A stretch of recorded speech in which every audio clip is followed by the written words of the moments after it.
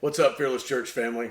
I hope that you're all still getting some time to celebrate the Christmas season with family and with friends. You know, my prayer this whole month has been that we would all make Jesus more of a priority this Christmas, and that we could just slow down enough to really enjoy being together and to make what matters most matter more.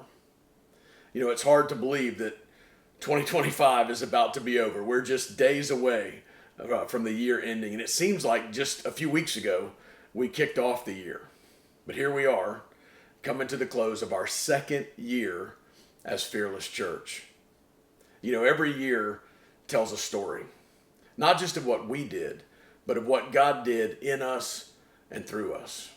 And this year, I believe that God didn't rush us, but He rooted us in things that matter. You know, we began 2025 by returning to the basics in a series called The Power of Routine, learning to read God's Word and to study it, and most importantly, to put it into practice and to spend time daily praying and regular fasting, not for the sake of religious activity, but to build faith habits, spiritual disciplines that help us all grow a fearless faith in Jesus. You know, we believe so strongly in this, and we saw such great fruit from it, that we will also begin 2026 with 21 days of prayer and fasting, beginning on January 1st. If you're in our church database, you will receive a text message every day from January 1 through January 21.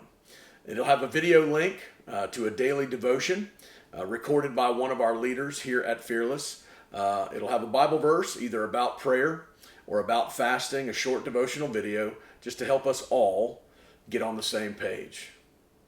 You know, in 2025, week by week, passage by passage, this past year, we opened the book of Mark, the Gospel of Mark, and we learned about who Jesus is and what it means to truly follow Him with a sense of urgency and with obedience and with trust. Along the way, we pushed pause a few times when we needed to. At Easter, for example, we centered our hearts around a theme called His Hour, and our Easter services saw the largest crowds we have ever seen, with over 800 people in attendance. In the fall and September, we fought for our marriages with a series called First Comes Love, Then Comes Blank. And each week, we looked at a different virtue that every godly marriage needs: commitment, communication, conflict resolution, and connection. We filled in that blank each week and focused on those attributes or those virtues. And then at Christmas, just this past month, we reclaimed the wonder of Emmanuel, God with us, in a series called Reclaiming Christmas. You know, this year wasn't about doing more, it was about going deeper. We watched families stand together in their Fearless Church family commitment celebration to make a faith commitment, to raise their children in homes that honor and follow Jesus. We celebrated covenant and new beginnings as I officiated 14 weddings this year, which contributed to the growth of our church family.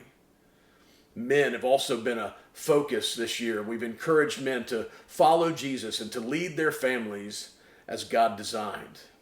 To help in that effort, we kicked off a Fearless Men Bible study and prayer time on Friday mornings, which has been great. It's been a great avenue to connect new men, to share in an environment where men feel comfortable sharing, and to pray for one another. And the hope for this group is that it won't just be another Bible study or another devotional gathering.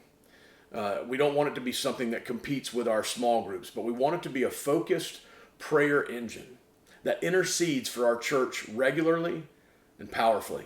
And in 2026, men are going to continue to gather early on Friday mornings at 6 a.m., not just to study, but to pray, to stand in the gap on behalf of our church, and to ask God to do all that He wants to do in us and through us next year. Because the church isn't built on programs, it's built on people. And this year, worship grew, not just louder, but deeper. New voices joined the team, unity was strengthened, and for the first time, Fearless Worship began writing our own songs.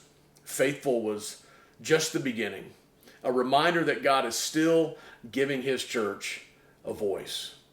Across our Fearless group, new leaders stepped up. 4 new adult small groups were launched, and real spiritual formation took place. Relationships were built.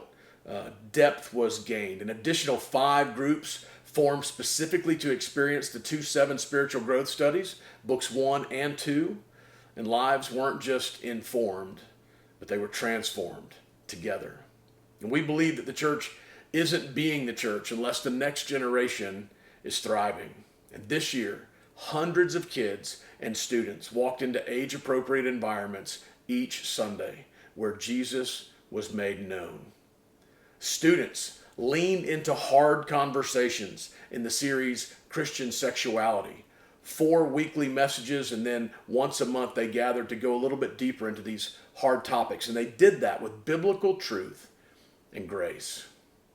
Kids learned that church is a place where they belong and where faith is something that they take with them into their worlds when they leave church, when they go home, when they go to school, when they're at the ball fields or the dance studio or the youth wing at the community playhouse or in the marching band or at the karate dojo, wherever they go.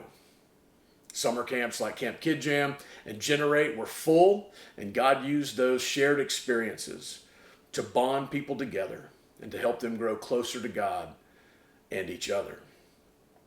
And some didn't just learn the mission, they lived it. Serving on Sundays, week in and week out, serving in the community through community outreach efforts, sharing their faith at school through FCA, and being sent beyond their comfort zones. You know, 2 of our young adults this year spent the year as interns in Guatemala with one of our global partners, Living Water Adopt a Child. We're not just raising church attenders, we're making disciples. Because Fearless Church chooses mission over monuments every time. And because of that, generosity became our witness. Needs were met quietly, faithfully, personally. Families were helped, bills were paid, cars were donated and given, food was provided, homes were repaired, dignity was restored. You know, our volunteers delivered beds, turning empty rooms into places to dream. And our partnerships, like the YMCA, grew stronger. And new relationships were formed. And through outreach events, hundreds in our community encountered the love of Jesus, often before they ever stepped into a service or whether or not they ever will. And some of the most powerful ministry moments will never be counted. And that's okay. What matters most is that they actually happen. See a need, meet a need, right? That's our mantra when it comes to serving. And you, Fearless Church, have continued to embrace it and to live it out. But above everything else, this is why we exist. This year, 40 people went public with their faith in Jesus through baptism. Lives changed, stories rewritten, hope made visible. Our mission lived out, right? To embody and inspire fearless faith in Jesus. And God reminded us that fearless faith is not built on circumstances, but it's built on trust. Trusting Jesus when the path is clear and really trusting him when it's not. As we look ahead to 2026, we do so with gratitude, with a grateful heart for what God has done, confidence in what he will continue to do in the days ahead. And our prayer for 2026 is that he will take us deeper in his word, he'll grow us stronger in our fearless faith, and that he'll call us to be bolder in mission. Same Jesus, same mission, a church learning to trust him no matter what. This is Fearless Church. And the story isn't finished yet. It's just getting started. Happy New Year, Fearless Church. Be on the lookout for the 21 days of prayer and fasting, text messages and video devotionals that'll be coming. We'll see you January 4th as we jump back in to Mark's gospel. Now, as Jeff says every Sunday, go be fearless.